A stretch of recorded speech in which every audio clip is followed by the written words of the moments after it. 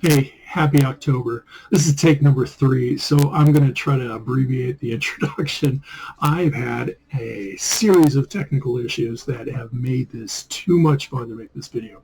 Anyway, we're going to count down to Halloween. We have 25 days until Halloween, which is, for my wife and I, one of our favorite holidays.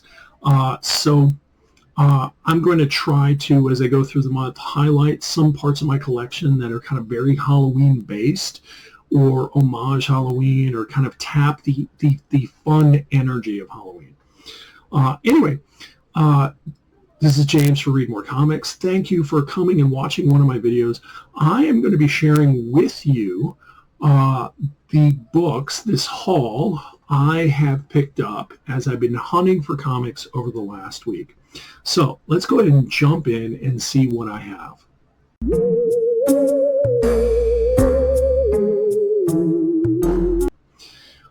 If this is your first time watching, please do hit the notification bell in the corner, like and subscribe, so that way you can hear me ramble on and share what I think about my collection and comic books in general. So let's go ahead and jump in. I went to multiple different places over the last week. My LCS, there is a local shop in my town called Cahan's Americana. I don't go there often unless I'm running errands in that part of town. I hit that place, and then I also today had an opportunity to go to Half Price Books. And that's where I'm going to kind of start because it is the biggest chunk of the books that I'm going to be sharing with you.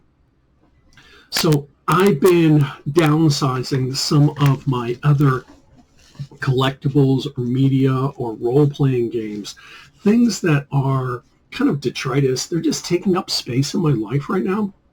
And then I roll those proceeds into buying comic books at Half Price Books. Now, a caveat here.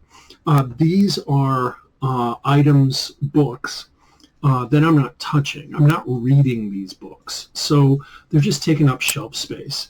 In effect, they have no value to me because it's just taking up space in my life and taking up space that could be used for something more. It could be used for comic book collecting. It could be used for some other purpose. That space have another purpose in my home. Okay, so when I'm looking at this stack of books, while I paid $40 for it, half of that was money that came from selling these items, these books, that had no value to me. So I really look at this as going, hey, this only cost me $20. I don't know if that guy math makes sense, because half of that money was coming from stuff that was valueless to me, and I ended up getting something that has value to me. Hope that makes sense. I did, okay, and a friend of mine, he had a large collection of books. He's tried to sell them and said, really, you know, for a lot of these things, they have no value. No one's going to buy them at garage sale. No one's going to buy them on eBay. I did look on eBay for a couple of role-playing books, and they were like $8 a piece. $8 is not worth my time to post it on eBay, to mail it, et cetera, et cetera, et cetera. Okay, so jumping in, the first few titles here are just like filling little holes in collections.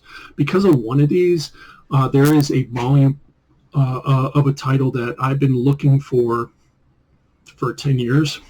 Have not found a single issue. It's a modern book too, which was kind of surprising. And then the rest is actually a pretty surprising run of books that I didn't expect to see when I went to Half Price Books. When I go to my local Half Price bookstore, and I go to the comic book area, one thing that helps me is, and I go, I'm sorry, I have a little itch. I go maybe once a month, every few weeks, maybe. And so getting some sense of the stock they have, you know, have things moved around? Has it been reorganized? Have they put new labels up? They have some locked books that you can kind of flip through. have those expanded in quantity? They have some up in a display case. Do they have more of those? Those are all signs that they've got new books and they've got new stock in. And because Half Price Books is working on kind of a secondary market basis, this means it's going to be a collection.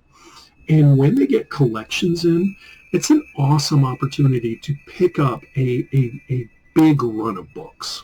Okay, so when I got there, there were some of those signs. I could see they put on new tabs with labels. They were now listing some characters like Captain America.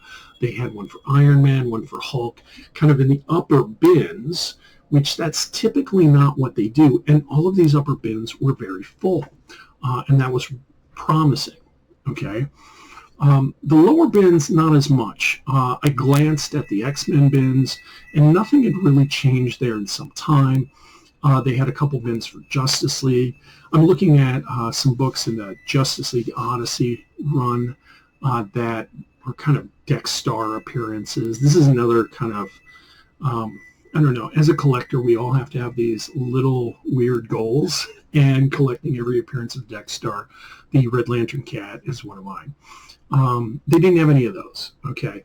They had some older Avenger books. These were from the Bronze Age, early Modern Age, and it was a pretty solid run of them. I flipped through them. There was nothing that was a key or key worthy, and I'm not looking at beginning to collect Avengers. The title itself, while I enjoy the movies, the title itself doesn't have any, I don't have any emotional connection to it. Okay. Nothing had changed in Batman. But when I walked around the other side, I noticed, at first I noticed there were some stray Fantastic Four books in a drawer labeled Fantastic Four that hadn't been there before. Someone had cleared out the older books, and these were older books that no one was really looking for. And went around the other side. What I noticed is, in the F section, they had a bunch of books also. And they had some Hulk and other things. Those weren't titles I was looking for. So I started flipping through there. I'm going to share what I did find, and we'll get to the Fantastic Four books last, because it is the most sizable chunk of what I found today at Half Price Books. The first one actually helped me finish a run. This is Guardians of the Galaxy. This is issue number 4 of the Volume 3 run by Brian Michael Bendis. At the time, for those of you that know, Brian Michael Bendis was a Marvel superstar who was writing almost every major title. He had been writing Miles Morales. He was writing Guardians of the Galaxy. He was writing all the X-Men books, all the X-Men titles.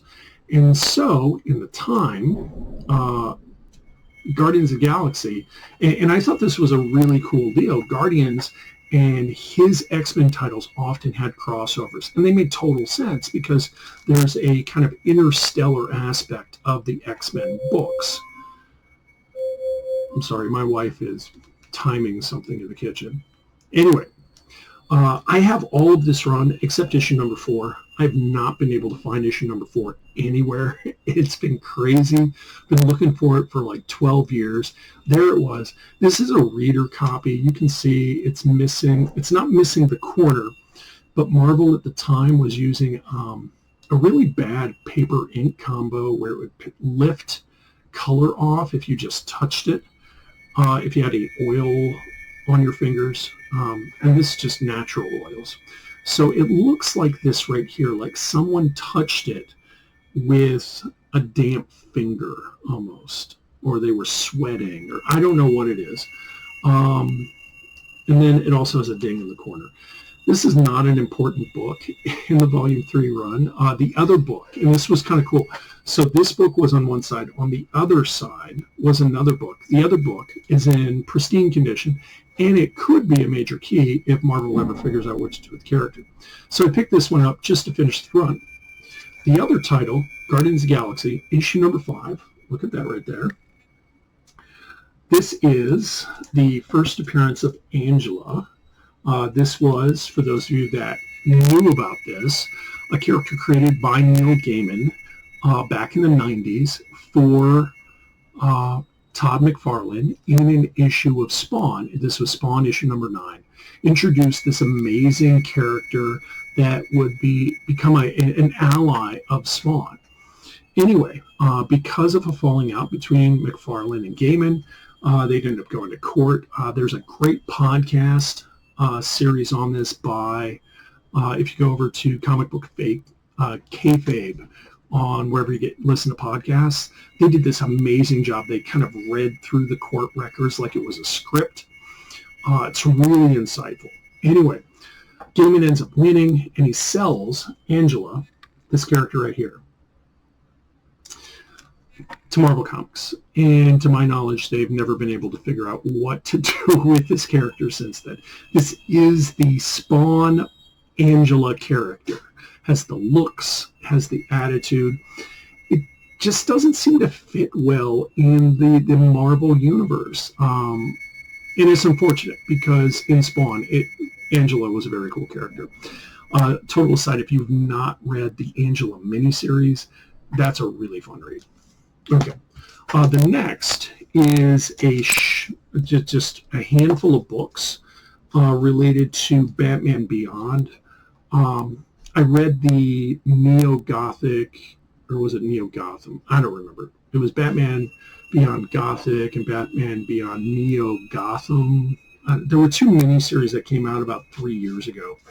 And I realized I really do enjoy Terry McGinnis and Batman Beyond. My son and I would watch the cartoon, the animated series, back in the day on Cartoon Network. I own the series. I've watched it many times. It's aged well. Okay. And so I wanted to read more Batman Beyond, and instead of starting at the beginning with books that might be a little difficult and aren't in canon, they're not in continuity with other DC books, I decided to go with the current volume because it would be easiest to find. And I've been able to find about half of the volume so far. So here's some books I needed. I needed issue number 1. I'm sorry, this is Batman Rebirth issue number 1. If you remember when the Rebirth Initiative began, every title had a Rebirth issue. And then this is issue number 1. This is the variant cover. And we jump all the way up to issue 32. This is by Carrie Andrews. Issue number 33, 34. I'm not sure who did this one. This is issue number 35. Okay, so little collection of some run fillers and other books. All right. So next up, the rest of the books are actually books that I have been working on. Hasn't been the number 1 priority this year. That's been my Batman Volume 1 run. I'm down to like 5 books and some annuals. Really happy with the progress I've made with that. This is another one where I'm about 80 books shy of my collecting goal with this. Let me just share what I found. So these are all Fantastic Four titles. This first one is Mephisto versus the Fantastic Four. This is a mini-series that came out in 1987. It was 4 issues. This is issue number 1. When I first looked at it, it looked in much better condition than it is. This book has a rip right over here. It has a crease up here. Oh, other way. There. It has a crease up there. Spine ticks all up and down. For what averages out to be 75 cents.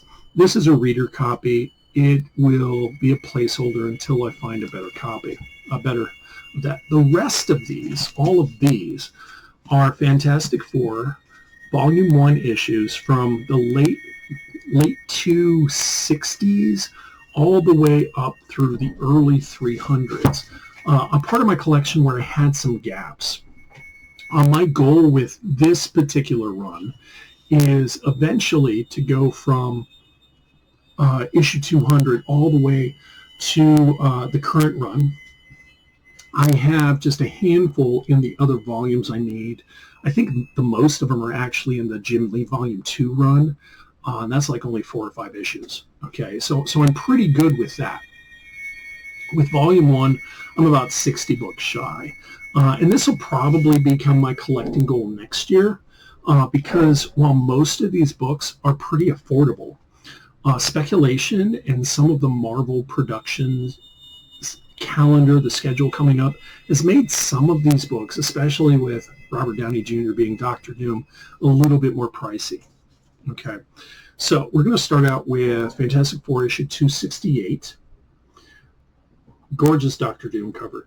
I think I need to double check. This looks like a Bill Sienkiewicz, Sienkiewicz, my apologies, cover. I could be wrong. Okay. I need to double check on that. Okay. Oops, sorry, move my camera. We have issue number 270. Cool looking cover there. I love it anytime we get something in the title that upsets the trade dress. I think Marvel does a much better job with that than DC. Anyway, this is a minor key. This is the cameo appearance of Nathaniel Reed Richards' dad, and who would also be, oh, come on, James. I'll think about it. I'll post it right below. He was in the Loki series as the big bad, and he was supposed to become the next Thanos, but Marvel showed him the door.